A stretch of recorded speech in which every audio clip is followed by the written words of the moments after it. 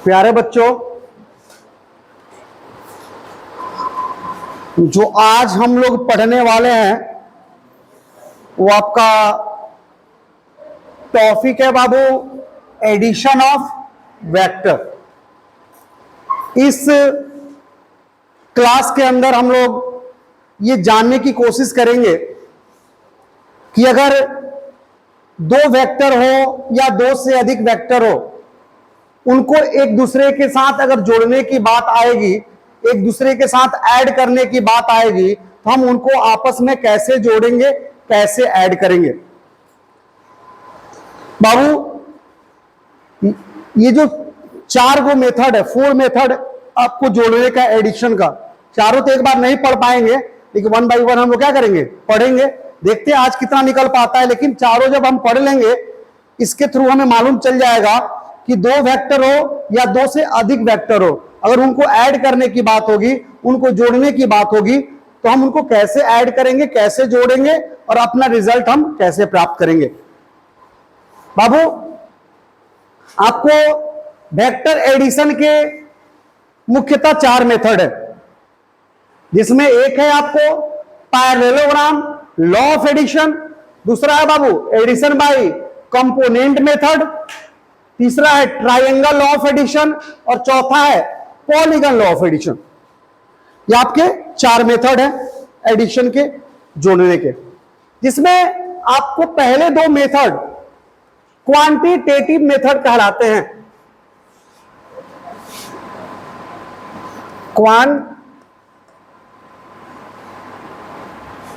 Quantitative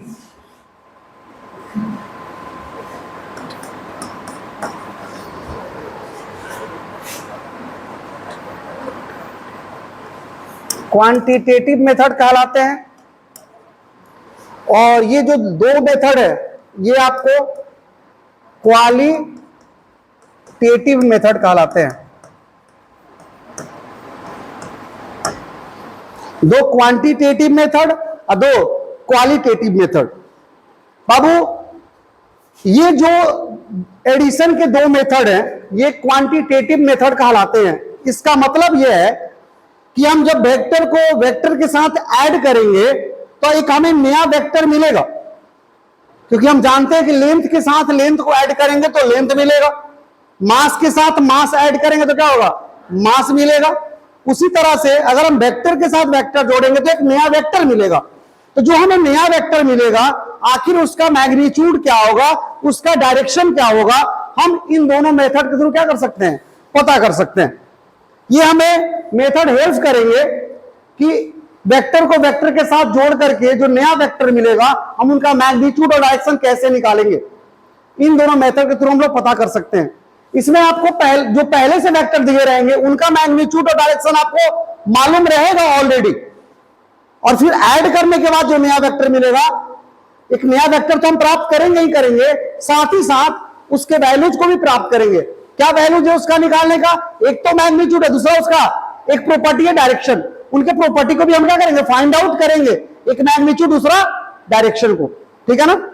लेकिन ये जो मेथड है, ये क्वालिटेटिव मेथड है।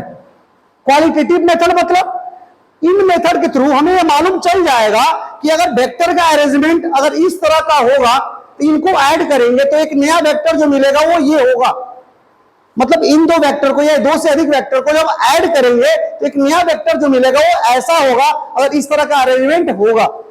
लेकिन जो नया वेक्टर हमें मिलेगा इनके एडिशन के फलस्वरूप, उस वेक्टर के बारे में बस हम जान पाएंगे कि ये वेक्टर ये वाला है जो रिजल्टेंट है, जो इनको जोड़ने के बाद मिला है। अगर आप चाहते हैं कि इन दोनों मेथड के थ्रू आप जो नया वेक्टर मिलता है उसका मैग्नीट्यूड और डायरेक्शन दोनों पता कर ले, तो ये पता आप नहीं कर पाएंगे, ठीक है ना। केवल ये बता देगा कि अरेंजमेंट ऐसा अगर होगा तो एक नया जो वेक्टर मिलेगा, इनका जो रिजल्टेंट वेक्टर होगा ये होगा, बस ये बता देगा। अगर आप चाहते कि इसके थ्रू आप उसका मैग्नीट्यूड और डायरेक्शन क्या कर लें, पता कर ले, उसका परिमाण और दिशा क्या कर ले, पता कर ले, तो पता नहीं चल पाता है। इसीलिए हम इसको कहते हैं क्वालिटेटिव, इसको कहते हैं क्वांटिटेटिव मेथड। क्वांटिटेटिव मतलब आप क्वांटिटी उसका निकालेंगे, जो वैल्यू चाहिए आप निकालेंगे। क्वालिटेटिव मतलब इसकी विशेषता बताई जाएगी कि अगर ये होगा तो ये होगा, इसकी प्रॉपर्टी बताई जाएगी, अगर ऐसा होगा तो ऐसा होगा। लेकिन इसके थ्रू अगर हम चाहे वैल्यू को प्राप्त करना चाहे हम उसके मान को प्राप्त करना तो हम पता नहीं कर सकते हैं। हम चाहे कि वेक्टर, जो वेक्टर होगा उसका मैग्नीट्यूड डायरेक्शन हम पता कर ले, इन दोनों वेक्टर के थ्रू हम वो पता नहीं कर पाएंगे। आपको मैं आगे दिखाऊंगा अभी एक एक करके, लेकिन मैं कहने के लिए यहां पे दो कह दे रहा हूं।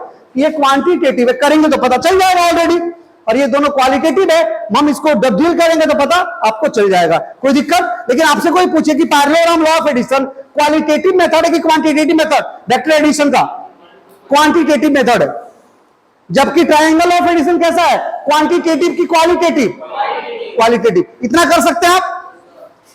ये बाबू इसका हिंदी की बात करें तो कल हिंदी में मतलब जिक्र हम लोग कर चुके हैं, नहीं तो हिंदी की इसकी बात करते हैं। इसका हिंदी क्या होता है, परिणात्मक, परिणात्मक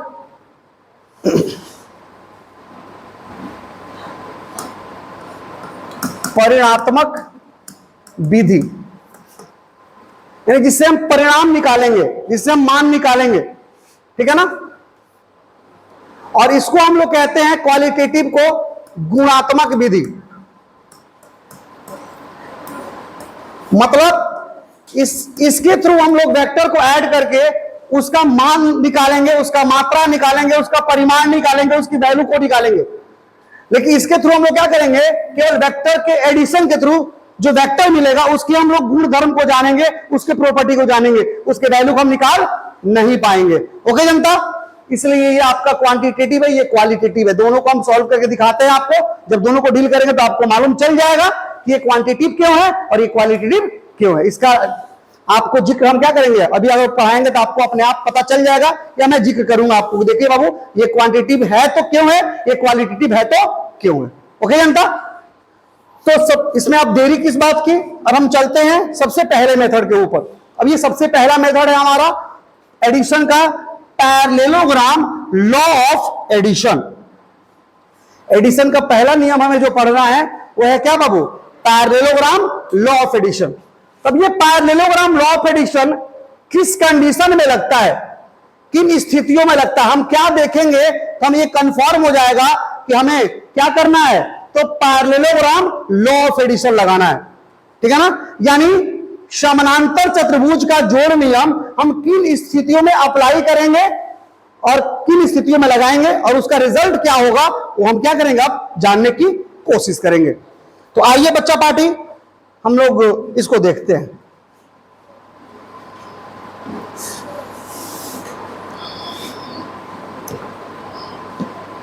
बाबू,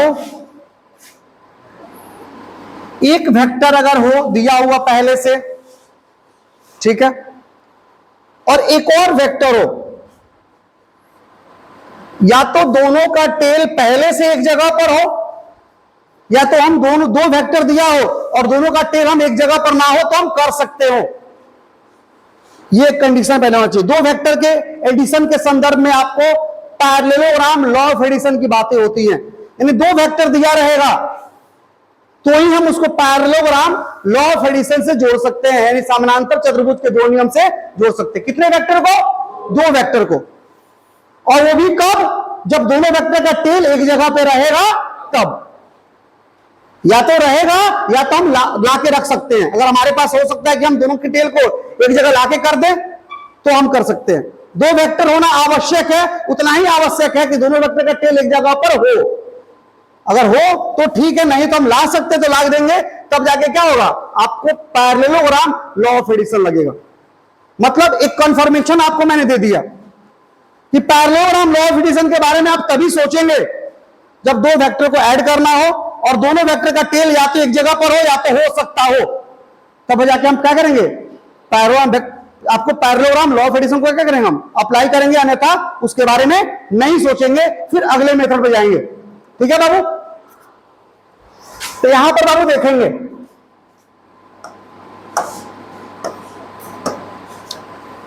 मैंने एक वेक्टर लिया बाबू ए और एक वेक्टर लिया हमने बी, और दोनों का टेल क्या बाबू एक जगह पर है, ठीक है ना। तो कहता है कि जब दो वेक्टर के टेल को हम एक जगह पर रख देंगे तो एक ऐसा अरेंजमेंट तैयार होगा जिस पर हम लोग पैरेललोग्राम लॉ ऑफ एडिशन क्या कर सकते हैं, अप्लाई कर सकते हैं, समानांतर चतुर्भुज के दो नियम क्या कर सकते हैं, हम लगा सकते हैं। तो सबसे पहले इस नियम को पढ़ने से पहले हम आपसे जानना चाहते हैं कि बताइए पैरेललोग्राम अर्थात समानांतर चतुर्भुज किसे कहते हैं? कोई एक आदमी खड़ा होकर बताइए।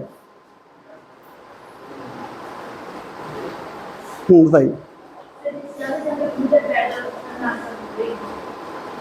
एक दूसरे के समानांतर हो और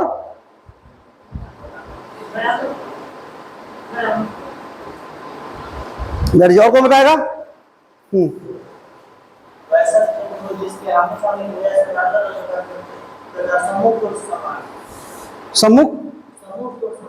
सम्मुख कोण समान हो। बैठ जी। और कोई बाबू?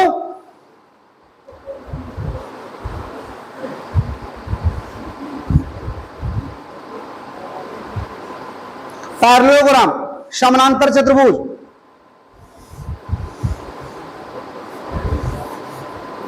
बोलिए। और वीडियो देखने वाले आप लोग कमेंट में लिखिए क्या होगा। हाँ जी, पैरेललोग्राम अर्थात समानांतर चतुर्भुज। हम उन चतुर्भुज को कहते हैं जिसके आमने सामने की साइड जो होती है, भुजा जो होती है, समानांतर होती है, पैरेलल होती है, नो डाउट। पहला, जिसके आमने सामने की भुजा समानांतर होगी यानी पैरेलल होगी, यानी अपोजिट साइड एक दूसरे के पैरेलल होगा, अर्थात क्या होगा? समानांतर होगा। दूसरा, इक्वल होगा अर्थात बराबर होगा। ये दो मुख्य कंडीशन है। तीसरा अपने आप चौथा जो होगा फॉलो कर लेगा। अगर कोई ऐसा है तो बस आमने सामने की भुजा पैरेलल और इक्वल होनी चाहिए, समानांतर और बराबर होनी चाहिए। तो उसको क्या कहेंगे हम बाबू? कि वो पैरेललोग्राम है। वो क्या बाबू? समानांतर चतुर्भुज है। तो आप मुझे बताइए, आपके सामने मैं एक ज्योमेट्री बनाता हूं, एक ज्योमेट्री लेता हूं मैं ये। आप मुझे बताइए ये क्या इसको हम पैरेललोग्राम कह सकते हैं? इसको हम समानांतर चतुर्भुज कह सकते हैं? तो देखिए ना, आपको ये और ये साइड बराबर है और पैरेलल है, और ये साइड बराबर और क्या बाबू? पैरेलल है। तो क्या होगा? हमारा पैरेललोग्राम होगा। ओके जनता, अच्छी बात है। ज्योमेट्री में और लेता हूं, मैंने ज्योमेट्री एक ये ले लिया। बताइए इसको हम पैरेललोग्राम कह सकते हैं कि नहीं कह सकते हैं? कह सकते हैं। हाँ, आमने सामने की भुजा पैरेलल है और क्या बाबू? आपको इक्वल है। आमने सामने की भुजा क्या है? पैरेलल और इक्वल है। तो आपको ये सर तो रेक्टेंगल है, ये तो आयत है। तो आयत है, रेक्टेंगल है, लेकिन इसको हम चाहें तो पैरेललोग्राम भी कह सकते हैं। कोई दिक्कत? Very good.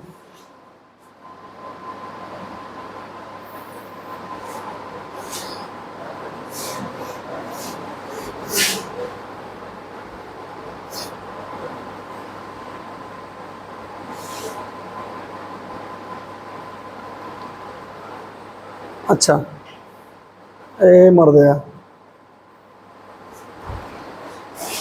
ये बताइए, ये स्क्वायर है, चारों साइड इक्वल दिख रहा होगा आप लोगों को। तो बताइए इस स्क्वायर को हम लोग पैरेललोग्राम अर्थात समानांतर चतुर्भुज कह सकते हैं कि नहीं? कह सकते हैं कि नहीं? कह सकते हैं। तो बताइए ये तो पैरेललोग्राम हो जाएगा। तो क्या कंडीशन होना चाहिए?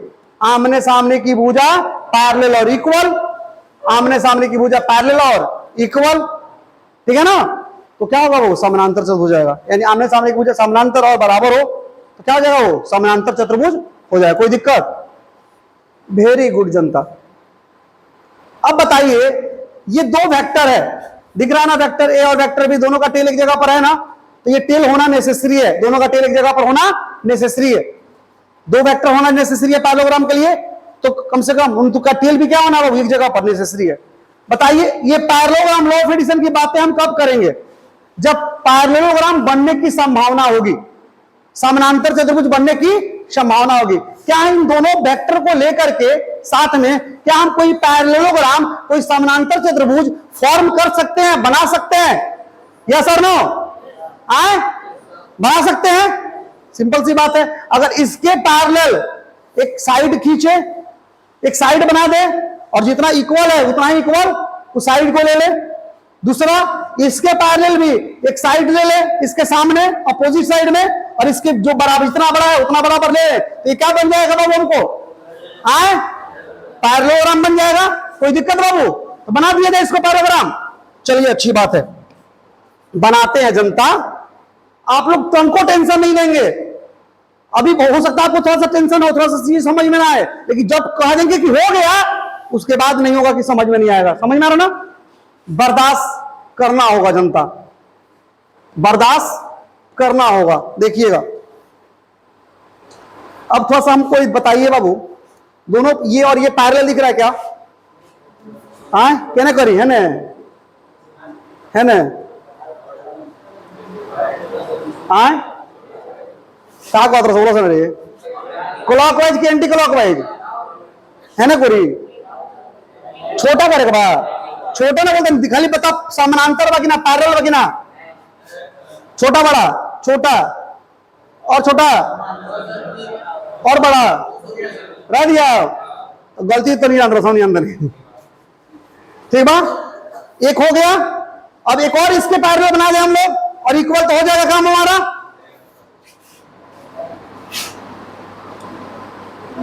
दिख रहा है क्या आप लोगों को? लौका?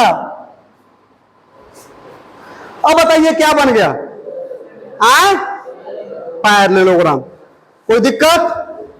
तो कहता है कि जब दो वेक्टर को हम लोग इस तरह रखते हैं कि वो दोनों वेक्टर लगता है, दोनों के टेल को एक जगह रखते हैं। जब दो वेक्टर के टेल को एक जगह रख करके इस तरह मतलब इस तरह रखते हैं जैसे दोनों वेक्टर क्या हो, पैरेललोग्राम का एडजेसेंट साइड हो। एडजेसेंट साइड मतलब आसपास की भुजा, यानी कहिए ना कि जब किसी पैरेललोग्राम की आसपास की भुजा दो वेक्टर को मान करके उसके टेल को एक जगह पर रखते हैं, दो वेक्टर को पैरेललोग्राम का आसपास का भुजा मान करके एडजेसेंट साइड मान करके उनके टेल को एक जगह पर रखते हैं। तो देखिए ना, आसपास का भुजा समझते हैं आप लोग हैं? जैसे मान लीजिए ये है आपका कोई भी आकार हो, अब देखिए ये भुजा इस भुजा के क्या है? एडजेसेंट साइड कहलाएगा, आसपास का भुजा कहलाएगा। ये भुजा इसका क्या कहलाएगा? एडजेसेंट साइड कहलाएगा, आसपास का भुजा कहलाएगा। ये साइड इसका क्या कहलाएगा? एडजेसेंट साइड या आसपास का भुजा कहलाएगा। क्या ये साइड इस साइड का एडजेसेंट साइड कहलाएगा? आसपास का भुजा कहलाएगा? तो ये अपोजिट साइड है। समझ में आ रहा है? तो देखिए जब दो वेक्टर को पैरेललोग्राम का एडजेसेंट साइड मान करके उनके टेल को एक जगह पर रखते हैं, रख दिए हैं, कोई दिक्कत? तो पैरेललोग्राम लॉ ऑफ एडिशन कहता है कि जब दो वेक्टर को पैरेललोग्राम का आसपास का भुजा मान करके उनके टेल को एक जगह पर रखते हैं, तो उन दोनों वेक्टर का जो एडिशन होता है, अर्थात उन दोनों वेक्टर को जब ऐड करते हैं तो हमको एक नया वेक्टर मिलेगा ना। तो इन दोनों वेक्टर को जोड़ने के बाद जो एक नया वेक्टर मिलेगा उस वेक्टर को हम लोग कहते हैं रिजल्टेंट वेक्टर। क्या कहते हैं? Resultant vector. अब सुनेंगे क्या है, नया टर्म आपके सामने आया, रिजल्टेंट वेक्टर। मतलब हिंदी में बात करें तो परिणामी सदिश, दो सदिश को जोड़ेंगे या कहिए कि दो से अधिक सदिश को जोड़ेंगे तो एक नया सदिश मिलेगा। दो वेक्टर या दो से अधिक वेक्टर को आपस में जोड़ेंगे तो एक नया सदिश मिलेगा। तो जो नया सदिश मिलेगा उसको हम क्या कहेंगे? इंग्लिश में रिजल्टेंट वेक्टर, और हिंदी में क्या कहेंगे बाबू? परिणामी सदिश। परिणामी, परिमाणी नहीं, परिणामी सदिश कहेंगे। कोई दिक्कत? तो कहता है कि जब दो वेक्टर को किसी पैरेललोग्राम का आसपास का साइड मान करके उनके टेल को एक जगह पर रखते हैं तो उन दोनों सदिशों का जो एडिशन होता है, उन दोनों सदिशों का जो रिजल्टेंट वेक्टर होता है, फिर सुनिएगा, उन दोनों सदिशों का जो परिणामी सदिश होता है, जो रिजल्टेंट वेक्टर होता है, अर्थात इनको जोड़ने के बाद जो नया वेक्टर मिलता है वो होता है, क्या होता है? सुनेंगे, फिर से सुनेंगे, मैं बोल रहा हूं। ये पैरेललोग्राम लॉ ऑफ एडिशन का क्या है? आपका स्टेटमेंट है कि जब दो वेक्टर को किसी पैरेललोग्राम का आसपास का यानी एडजेसेंट साइड मान करके उनके टेल को एक जगह पर रखते हैं तो उन दोनों वेक्टर का जो रिजल्टेंट वेक्टर होता है, रिजल्टेंट समझ गए? जो रिजल्टेंट वेक्टर होता है वह रिजल्टेंट वेक्टर इस पैरेललोग्राम का डायगोनल होता है। मतलब इन दोनों का जो एडिशन होगा, जो नया वेक्टर मिलेगा, इन दोनों का जो रिजल्टेंट वेक्टर होगा वो क्या होगा, इस पैरेललोग्राम का डायगोनल होता है, अर्थात विकर्ण होता है। क्या होता है बाबू? विकर्ण। यानी इनको जोड़ेंगे तो एक नया वेक्टर मिलेगा, वो वेक्टर क्या होगा, इस पैरेललोग्राम का डायगोनल होगा, यानी विकर्ण होगा। अब इस पैरेललोग्राम के पास कितने विकर्ण है? दो, एक आपका ये, एक आपका, तो फिर बात होगा कि सर जो जोड़ेंगे दो वेक्टर को तो जो एक नया वेक्टर मिलेगा वो एक ही वेक्टर होगा ना, दो को थोड़ी होगा। क्या दो को थोड़ी होगा, एक ही होगा। इन दोनों का एडिशन पैरेललोग्राम का डायगोनल होगा, अच्छी बात है सर। इसका विकर्ण होगा, अच्छी बात है। तो कौन सा, दोनों की कौन एक हो, तो कोई एक हो, लेकिन अब वो कौन हुई, तो इन दोनों वेक्टर को ऐड करने के बाद जो रिजल्टेंट वेक्टर मिलेगा वो पैरेललोग्राम का डायगोनल होगा, और वह डायगोनल होगा जो दिए गए वेक्टर के टेल से शुरू होगा। वह डायगोनल इन दोनों वेक्टर का रिजल्टेंट वेक्टर कहलाएगा जो दिए गए वेक्टर के टेल से क्या होगा, शुरू होगा। तो टेल से शुरू होने वाला डायगोनल कौन है, ये एक नंबर डायगोनल कि दो नंबर डायगोनल? इसके इन दोनों दिए गए वेक्टर कौन कौन है, वेक्टर कौन कौन दिया है, ए और बी, और ए और बी वेक्टर के टेल से शुरू होने वाला कौन डायगोनल होगा, एक या दो? मतलब ये नहीं होगा बल्कि नहीं होगा। कोई दिक्कत? इन दोनों वेक्टर का जो एडिशन होगा वो इसका डायगोनल होगा, और वह डायगोनल होगा जो इन दोनों वेक्टर के टेल से क्या होगा, शुरू होगा। समझ में आ रहा ना? बात खत्म, जाइए खत्म, जो हो गया सो हो गया। जितना बात कहना था मैंने कह दिया।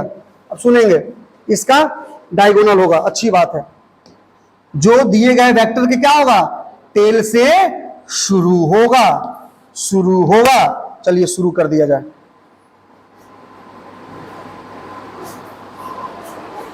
शुरू यहीं से होगा, वो रिजल्टेंट वेक्टर, समझ में आ रहा है? इनके टेल से ही शुरू होगा, ठीक है बाबू। और ये वेक्टर का नाम हम रखेंगे अब आर। क्या रखेंगे? आर। आर मतलब आर का फुल फॉर्म क्या होगा, आर का फुल फॉर्म क्या होगा, रिजल्टेंट। तो उसी रिजल्टेंट का लेटर लिया गया आर। समझ में आ रहा? कोई दिक्कत? तो इस दोनों वेक्टर को जोड़ेंगे तो जो नया वेक्टर मिलेगा वो रिजल्टेंट वेक्टर होगा, जो दिए गए दोनों वेक्टर के टेल से क्या होगा, शुरू होगा। समझ में आई बात? और ये हमारा आर होगा, और ये जो आर होगा होगा, जो आर होगा वो होगा। तो मैं यहां लिखता हूं by parallelogram law of addition, यानी पैरेललोग्राम लॉ ऑफ एडिशन से जो तुम्हारा आर वेक्टर होगा वो क्या होगा, वेक्टर ए और वेक्टर बी का क्या होगा, सम होगा, यानी जोड़ होगा। कोई दिक्कत? तो पैरेललोग्राम लॉ ऑफ एडिशन क्या कहता है बाबू, कि जब दिए गए दो वेक्टर को पैरेललोग्राम का एडजेसेंट साइड मान करके, आसपास का भुजा मान करके, जब उसके टेल को एक जगह रखते हैं, ठीक है ना, तो उस दौरान उन दोनों वेक्टर का जो एडिशन होता है वो पैरेललोग्राम का डायगोनल होता है, जो दिए गए वेक्टर के टेल से शुरू होता है। तो दिए गए वेक्टर के टेल से शुरू होना, ये डायगोनल है, और यही क्या होगा, इन दोनों वेक्टर का एडिशन होगा। इनको जोड़ने के बाद जो नया वेक्टर मिलेगा वही क्या होगा, ये आर होगा। कोई दिक्कत? तो हमारा आर जो होगा वो कैसे मिलेगा, जब वेक्टर ए को वेक्टर बी के साथ हम लोग जोड़ेंगे, यानी ऐड करेंगे। कोई दिक्कत? थोड़ा भी नहीं बढ़ाएंगे बाबू, थोड़ा भी नहीं बढ़ाएंगे। और मैं अलग अलग बात बदल रहा था ना, मैं सोचा कैसे आपको समझाऊं, समझाना तो है कि किस तरह से कह के समझा, इसलिए तो कभी कुछ बोल रहे थे कभी कुछ बोल रहे थे, लेकिन ये ना कि आपको समझ में आना चाहिए। अभी फिर से सुनिएगा। तो पैरेललोग्राम का स्टेटमेंट क्या है, समानांतर चतुर्भुज का जोड़ नियम का स्टेटमेंट क्या है। अब स्टेटमेंट पर आते हैं हम। स्टेटमेंट देख लीजिए, आपको क्लियर हो जाएगा। फिर आप उसके बाद हम लोग उसकी बात पर चलेंगे, जो बात हम लोग माने थे कि नहीं माने थे, सुनेंगे क्या कहता है।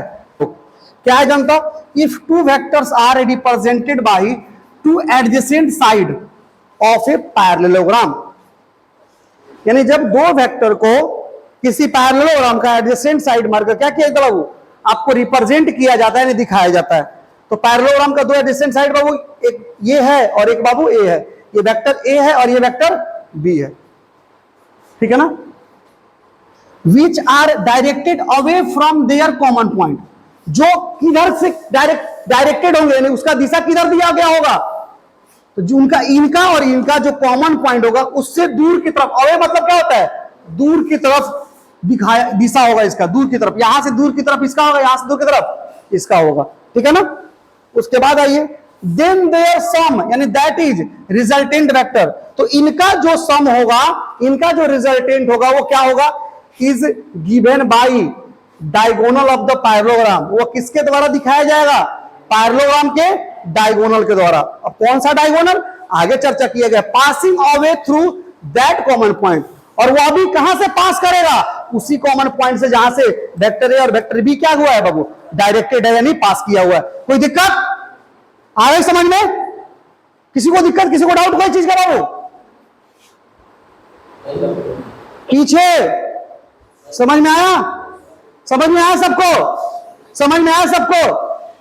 तो अब सिंपल सा बात है कि वेक्टर ए और वेक्टर बी का जो एडिशन होगा, वेक्टर ए और वेक्टर बी का जो सम होगा वो क्या होगा, हमारा वेक्टर आर होगा, यानी यहां वेक्टर आर बराबर क्या लिख सकते हैं, vector A plus vector B. कोई दिक्कत बाबू। तो अब बात होगा कि सर ये वेक्टर ए तो दिया हुआ है, वेक्टर बी भी दिया हुआ है, अब इनको जोड़ेंगे तो एक नया वेक्टर आर मिलेगा, तो इसके पास ही मैग्नीट्यूड डायरेक्शन होगा, इसके पास ही मैग्नीट्यूड डायरेक्शन होगा, तो क्या सर ये जो नया वेक्टर मिलेगा उसके पास भी मैग्नीट्यूड डायरेक्शन होगा, तो भाई होगा ही, वेक्टर को वेक्टर से जो जोड़ने से वेक्टर ही मिलेगा, और जब वेक्टर मिलेगा तो उसके पास भी मैग्नीट्यूड होगा और उसके पास भी क्या होगा, डायरेक्शन होगा। तो बात है कि सर उसका मैग्नीट्यूड हम कैसे निकालेंगे, अब उसका डायरेक्शन कैसे निकालेंगे, बात अब आपको ये आती है कि सर उसका मैग्नीट्यूड डायरेक्शन हम लोग कैसे निकालेंगे, यही बात है जनता, यही आप कहना चाहते हैं, कहिएगा कुछ नहीं कहिएगा, अच्छा टेंशन मत लीजिए जनता, हम कहेंगे। तो सारी चीजें आपको ए टू जेड मिलेंगी, आपको वहां बढ़ाना नहीं है। तो चलिए पहले हम क्या करते हैं, फिर से लिख के दिखा देते हैं आपको, फिर से उसके बाद दिखा देंगे छापना कहां से है, समझ में आ रहा बात। अब यहीं पे ड्राइव कर लेते हैं, फिर उसके बाद ड्राइव करके दिखा देते हैं, उसके बाद वहां ले चलेंगे, देख लीजिएगा, उसको उतार लीजिएगा, कोई दिक्कत। तो बाबू हम लोग क्या जाने कि अगर दो वेक्टर हो, अब आराम से कॉमन भाषा में समझिए, दो वेक्टर हो और वह दोनों वेक्टर किसी पैरेललोग्राम का एडजेसेंट साइड हो, आसपास का साइड हो, और उनका टेल एक जगह पर हो। अब ऐसा नहीं ये इसका हेड इधर है और इसका हेड यहां ना होगा, क्या होता, ऐसे होता, तब नहीं। जब तक हम इसके टेल को यहां नहीं लाएंगे तब तक पैरेललोग्राम के बारे में नहीं सोचेंगे। यहां टेल है, इसका टेल यहां है, इसका टेल यहां है, इसको भले आगे शिफ्ट कर लेंगे, ठीक है ना, तब जाके अप्लाई करेंगे।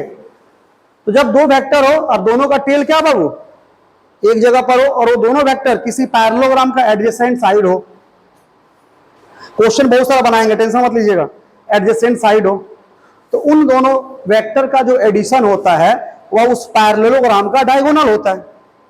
और फिर बात होती है डायगोनल दो गुना कौन वाला, तो दोनों वेक्टर के टेल से क्या होगा, पास कर रहा होगा डायगोनल, वही डायगोनल क्या होगा, इन दोनों वेक्टर का एडिशन होगा। तो इन दोनों वेक्टर का टेल यहां पर था, तो इससे जो इसका जो रिजल्टेंट था वो इसी पॉइंट से पास करने वाला डायगोनल होगा, इससे पास करने वाला ये होगा ना, ये थोड़ी होगा, ये आपका मिल गया।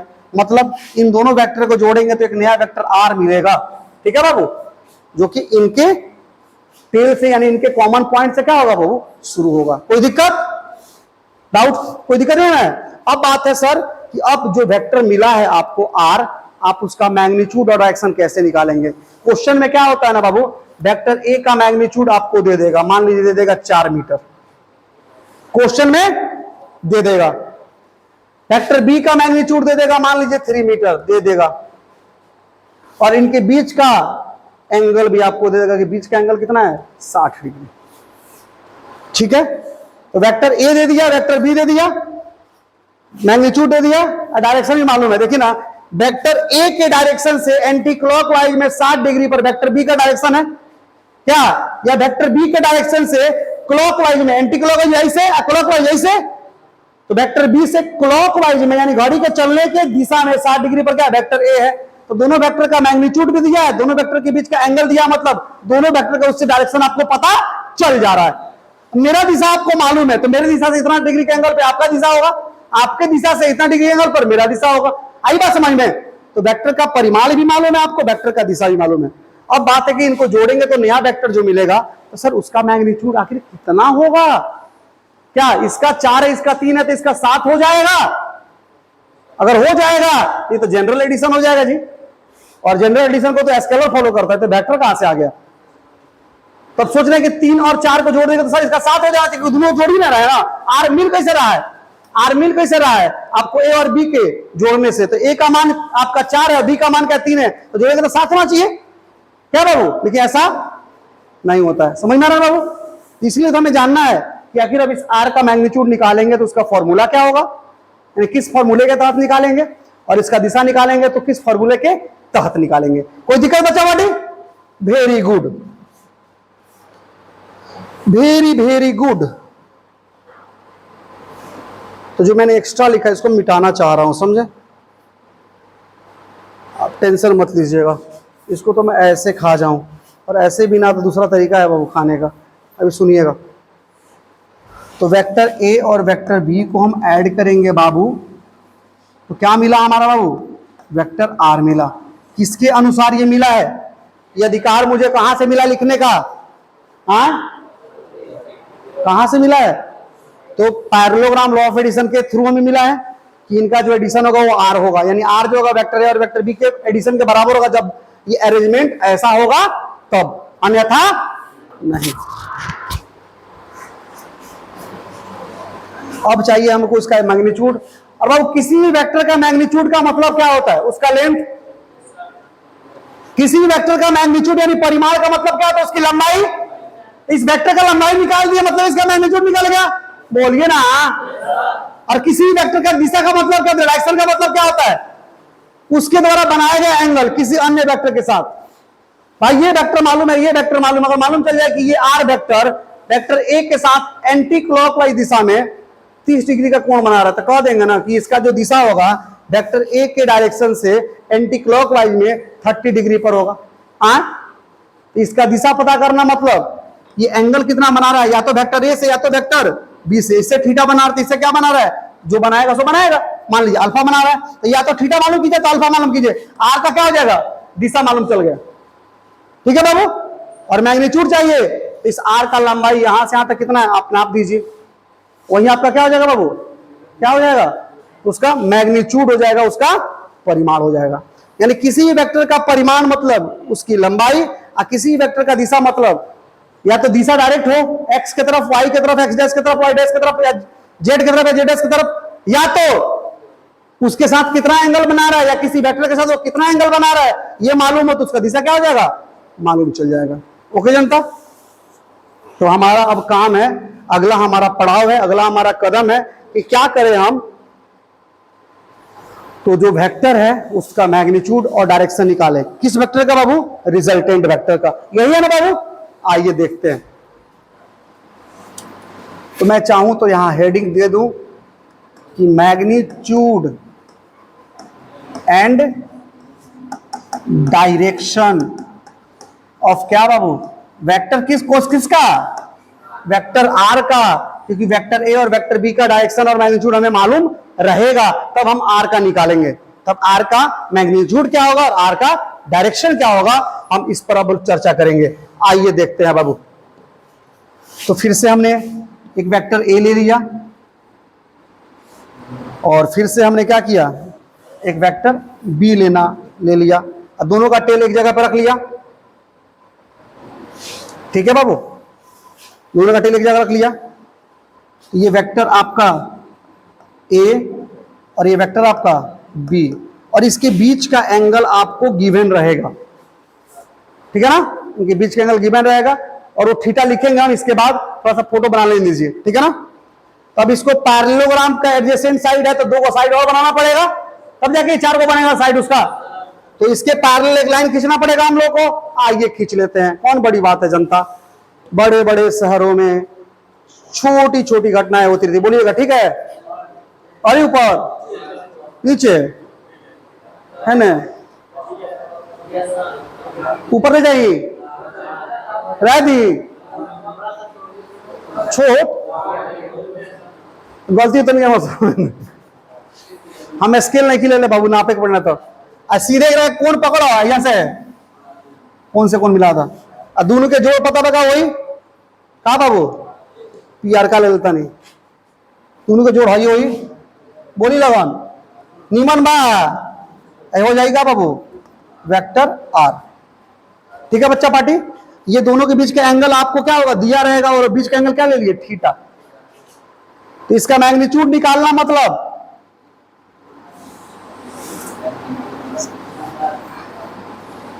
सुंदर ना लिखाई रहा राइटिंग है ठीक नहीं क्या करें हम, ठीक बा। तो ये थीटा निकाल लिए मतलब थीटा ये दिया रहेगा, सॉरी वेक्टर ए और वेक्टर बी के बीच का, हमें इसका मैग्नीट्यूड चाहिए। चलिए देखते हैं, मतलब इसका लंबाई निकाल लेंगे तो मैग्नीट्यूड मिल जाएगा, बोलो ना। चलिए हम इसको मान लेते हैं पॉइंट ए, जहां पे ये कॉमन पॉइंट है, इसको मान लेते हैं पॉइंट बी, इसको मान लेते हैं पॉइंट सी, और ये मान लेते हैं पॉइंट डी। बाबू ये वेक्टर ए का मैग्नीट्यूड मान लीजिए दिया हुआ है कितना, ए दिया हुआ है, तभी ना आर का निकालेंगे।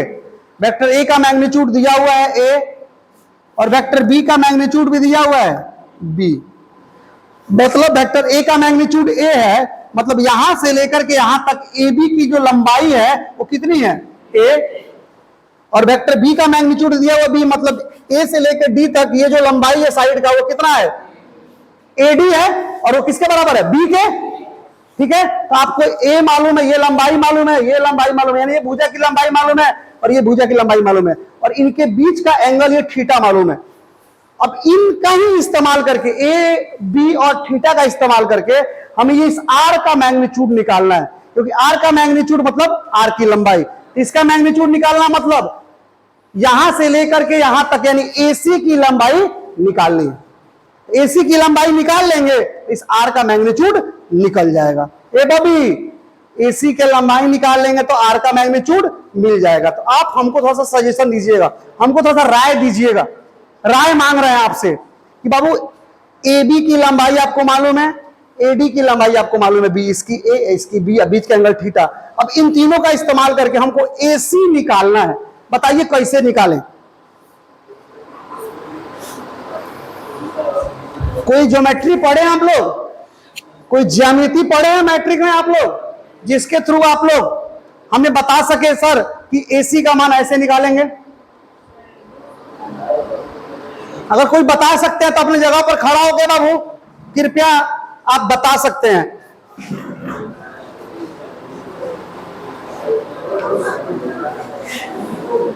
बस हम बैठ जाएं, आराम कर ले। हाँ बाबू बोलिए।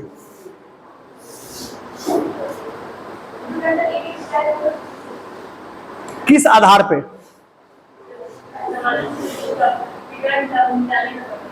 समानांतर चतुर्भुज के विकर्ण के निकालने का फॉर्मूला क्या होता है जी? हाँ, हम भी जाने, आप जानते हो, मैं भी जानूं। वो नहीं, हम पूछ रहे हैं कि बताइए समानांतर चतुर्भुज के विकर्ण को निकालने का फॉर्मूला क्या होता है?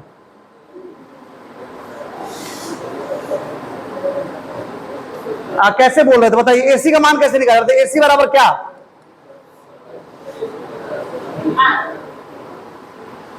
एसी बराबर और आर के मान कितना? एसी तो आर है ही नहीं है भाई, तो उस वेक्टर का मैग्नीट्यूड आर होगा तो एसी होगा, लेकिन उसी को तो निकालना है, या तो आर निकालिए तो एसी निकालिए, दोनों तो एक ही बात है। बताइए एसी का वैल्यू क्या होगा, या कोई तरीका बताइए जिससे निकाला जाए। हाँ, डी से आर पर लंब डाल दें। अच्छा ठीक है, सुनिए क्या कह रहे हैं बुआ, यहां लंब डाल दीजिए। हाँ अब बोलिए। राइट एंगल हो जाएगा। हाँ उसके बाद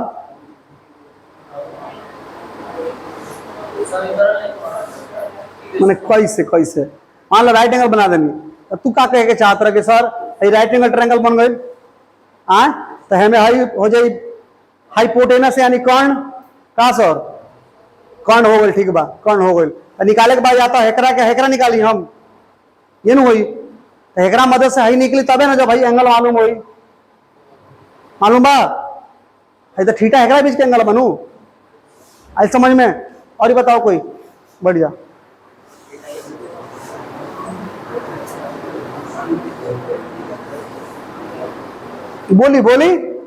बोली लजाई ना,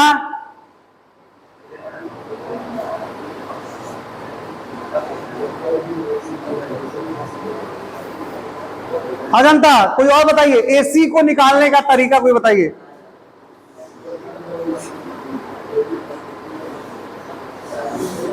नहीं बोलिएगा, कुछ तो बोलिए मेरे बउआ, कुछ तो बोलिए।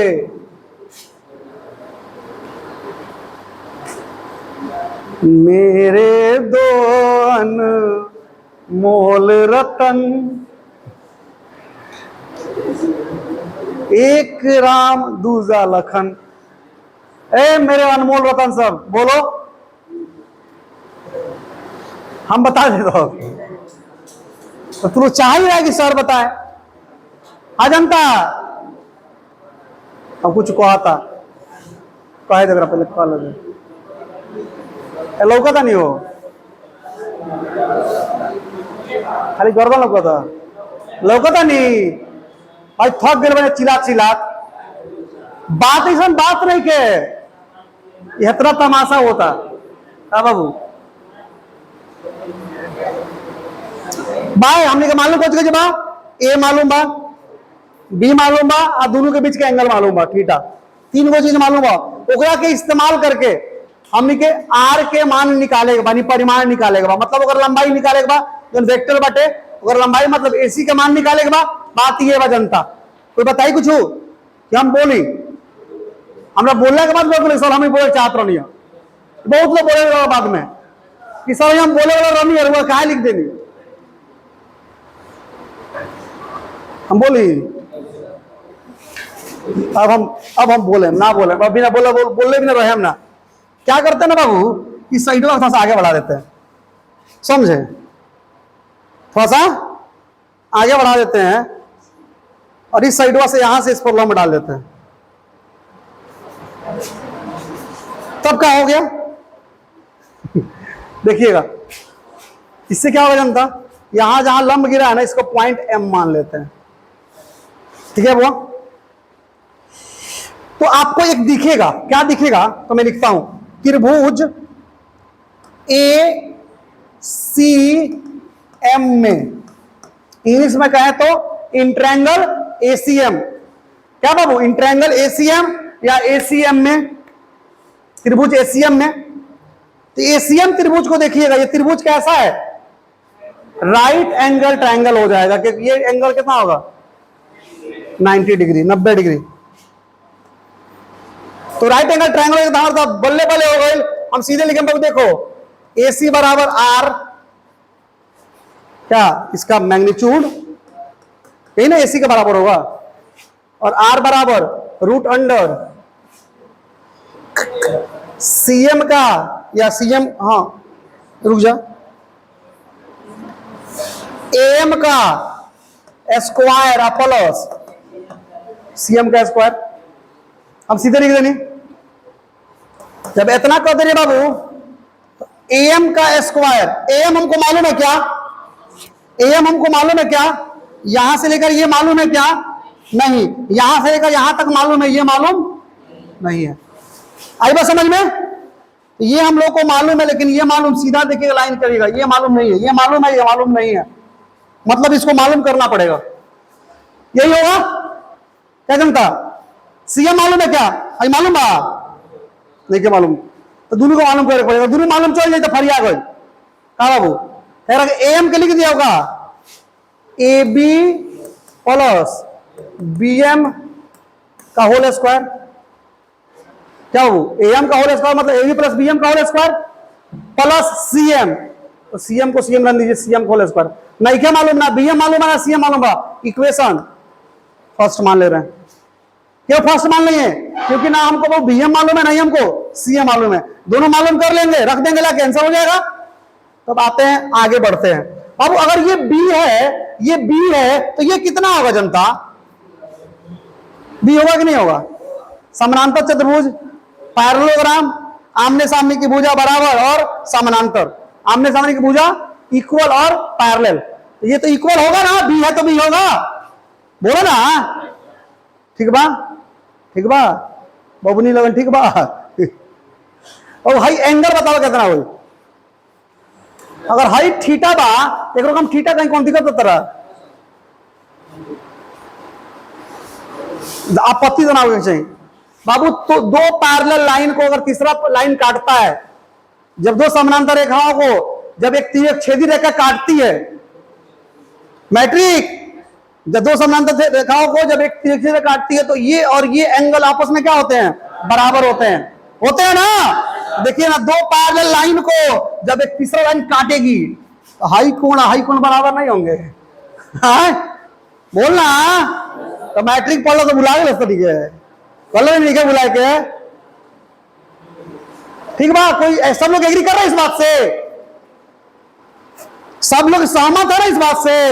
अब ऐसा नहीं कोई थूत कहे कि थूतराई करता रहा, ऐसा बात नहीं कहूं। आगे बढ़ी होगा ये खत्म, नाक मार दिया। अब हाई निकल हाई कितना बताओ तो रहा हाई हाई हाई मान ले वेक्टर, हाई मान ले एक्स, हाई मान ले वाई, देख कितना हुई? बी कॉस थीटा आई हुई बी साइन थीटा। अब वो बेस बात, अब बेस के साथ है कॉस थीटा, लंब के साथ है साइन थीटा। नहीं के विश्वास तावा देख लो, कॉस थीटा बराबर क्या हो खेला? त्रिभुज में देखा तो त्रिभुज में हाई कौन हो जाए? हाई थीटा मत हाई लंब हो जाए, हाई आधार हो जाएगा, हाई पी होगा, आई होगा कुछ बी। अभी नहीं क्या मालूम, मान ला नहीं क्या मालूम, निकालते नहीं। तो कॉस थीटा बराबर B by P, B sir B by H ना, बी बाई एच। तो बी का बी मतलब बी कौन यार हेकरा का बी को बी को घबरा जी ना जानता है बी को होता नहीं राय हेकरा क्या कॉल जाओ। अभी फिलहाल एच के क्या लिखते नहीं, बी बटा एच, एच क्या बाबू? B C. हेकरा एक्स मान लेते नहीं, बी के हम हाई एक्स हो गए, ठीक बात। एक्स बटा बी सी, तो बताओ एक्स बराबर कितना? बी सी गुने कॉस थीटा, तो बी सी का मान बी कॉस थीटा, कोई दिक्कत? साइन थीटा बराबर परपेंडिकुलर भाई हाइपोटेनस, तो परपेंडिकुलर क्या है? पी, हाइपोटेनस क्या है? बी, तो पी बराबर बी साइन थीटा, कोई दिक्कत? तो उसे तू सकता नहीं वेक्टर बनू तो हाई एक्स हाई वाई है, बेस बात है कॉस थीटा और लंब बात है साइन थीटा। रिसोल्यूशन वेक्टर बोलना, यहां लिख सकते हैं, इसके वजह से दोनों का मान निकल गया। अब लाके रख देते हैं, अब लिखेंगे फ्रॉम इक्वेशन फर्स्ट समीकरण 1 से आर बराबर A B plus B M, A B का मान ए, कोई दिक्कत? बी एम का मान बी कॉस थीटा। तो सबको समझ में आया है बाबू? लोग समझ में आया सब किसी को? स्क्वायर है तो स्क्वायर कर लीजिए, जोड़ सीएम, सीएम का मान चीफ मिनिस्टर सीएम, यानी तुम सबको समझ में आया कहां से लाए सब कुछ? पक्का क्रिया खा के हो गए ऐसा देखा सन है। ए प्लस बी का whole square, A plus B का होल स्क्वायर, तो A square plus B square, B square B cos theta है, तो बी कॉस थीटा का स्क्वायर क्या होगा? B square cos square theta, बोलना ठीक बा। जोड़ 2ab, तो 2a की जगह पर या b की जगह पर b cos थीटा। और दिक्कत बा भूले के ना बुलाए के बाद याद रखे के बाद देखा सर ने प्लस हाई हो गए प्लस बी का होल स्क्वायर, सब नियम लगा दो, इतना पहले बात समझ ले। और बी इसका तो सिंपल हो जाएगा, क्या हो जाएगा? B square sine square. कोई दिक्कत किसी को? आपत्ति है तो दर्ज कराइए, नहीं तो चुपचाप रहिए। देखिए ना बाबू टीका कर दिए, ये अपना घर की खेती बा, कुछ कर सकता इंसान। आप जनता ए मर दिया सारा कहीं ढेर लोग देखनी हो पिसाई करता रहा का बाबू? अब देखा था हाई ए स्क्वायर है देबा, जोड़ B square cos square, B square sine theta, दोनों में कॉमन का बा बी स्क्वायर यानी cos square theta plus sine square theta. कोई कुछ ना बोले, हम जगह बोला वही बोली। 2ab cos थीटा का बाबू ठीक बा? खड़ा दे बाबू कोना वाला पता है कर मान कितना हुई? जिससे बोले वही बताएगा, नहीं तब नहीं बताएगा। हैकर मान कितना हुई? cos square theta plus sine square theta बराबर कितना? हाँ 1 ई कहां से, सही में कहा, सही में कहा 1 हो केला बैठ जाओ। पढ़ रहे हैं ना आप लोग भाई, ये तो ट्रिग्नोमेट्री का सबसे प्यारा फॉर्मूला है। cos square theta plus sin square theta equal to 1 हो जाए, 1 घर चल जाई, एक गुने बी स्क्वायर वही नू का बचल A square plus B square plus 2ab cos theta. यही हो गया क्या बाबू, वेक्टर आर का परिमाण का फॉर्मूला। आज के बाद पैरेललोग्राम लॉ ऑफ एडिशन में जो आर निकालना होगा उसका फॉर्मूला याद रख लीजिए, A square plus B root under A square plus B square plus 2ab cos theta. तो जो बोले ना बाबू, ए का मान दिया रहेगा, बी का मान दिया रहेगा और थीटा का मान दिया रहेगा। तो क्या क्या चाहिए इसमें, ए का मान, बी का मान और बीच का एंगल थीटा। ए का मान, बी का मान और थीटा दिया तो क्या होगा, आर का मान निकल जाएगा। कोई दिक्कत हो ए बउआ रुको ना, अब रुको काहे बेचैन भइल बड़ो।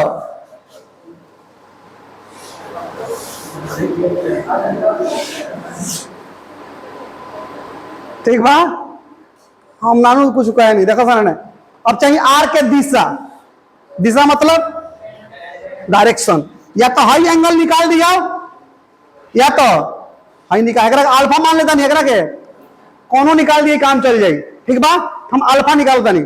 भाई ट्रायंगल में देखा तो ट्रायंगल में हाई अल्फा निकाले के बाद तो ये लंब मालूम बा, आधार मालूम बा, पहले तो मालूम चल गई बा। तो लंब बटा आधार है tan अल्फा tan थीटा बराबर लंब बटा आधार यानी p बाई b। तो tan थीटा यानी tan अल्फा इक्वल टू कोची बाबू बोला सा ना, p बाई b। और p कौन होगा हमारा, cm। अभी क्या होगा हमारा am। कोई दिक्कत, तो cm हमारा कितना है, तो cm अभी निकाले है ना, b साइन थीटा आए। am हमारा कितना है, ab प्लस bm, ab का मान a अब bm का मान। आज के बाद याद रखिए सेकरोगे, tan अल्फा बराबर क्या होगा, b साइन थीटा बटा a plus b cos theta. a और b का मान मालूम है, थीटा का मान मालूम, निकल जाएगा यहां से अल्फा। कोई दिक्कत, तो दिशा पैरेललोग्राम लॉ ऑफ एडिशन में अगर दो वेक्टर का टेल एक जगह पर है तो पैरेललोग्राम लॉ ऑफ एडिशन होगा। उस दौरान जो हमको रिजल्टेंट वेक्टर मिलेगा उसका मैग्नीट्यूड का formula root under A square plus B square plus 2ab cos theta. भूले के ना भूला, एक बार याद रखेगा।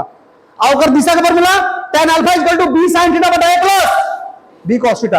अगर हम चाहते नहीं बीटा निकालेगा तो भी निकाल सकते हैं, सब निकले कोई बड़ा बात नहीं। क्या तो बीटा निकालेगा त्रिभुजा क्या करेगा, साइड का आगे बढ़ा हुआ है ना, सलाम डाला है दे जस्ट उल्टा हो जाए, समझ में आता। तो हाई हो राइट एंगल ट्रायंगल हमें कौन सी बाटे, तो हाई अगर ए बाटे तो हाई हो जाएगी ए, हाई बाटे थीटा तो हाई हो जाएगी थीटा। तो हो जाएगी कौन सी बाबू, बी कॉस सॉरी ए कॉस थीटा, ये हो जाएगा ए साइन थीटा। तो सीधे क्या हो जाएगा, अभी बीटा निकाल रहे हैं तो लंब बटा आधार हाई हो जाएगा। तो लंब कौन सी हो जाएगा हमारा, ए साइन थीटा बटा यहां से बी और यहां से ए कॉस थीटा, तो बी प्लस ए कॉस थीटा। ये किसका फॉर्मूला होगा, tan बीटा का। समझ में आ रहा ना। तो क्या बदला, इन दोनों में क्या बदला, ए की जगह पर बी और बी की जगह पर ए, बाकी सब तो वही है।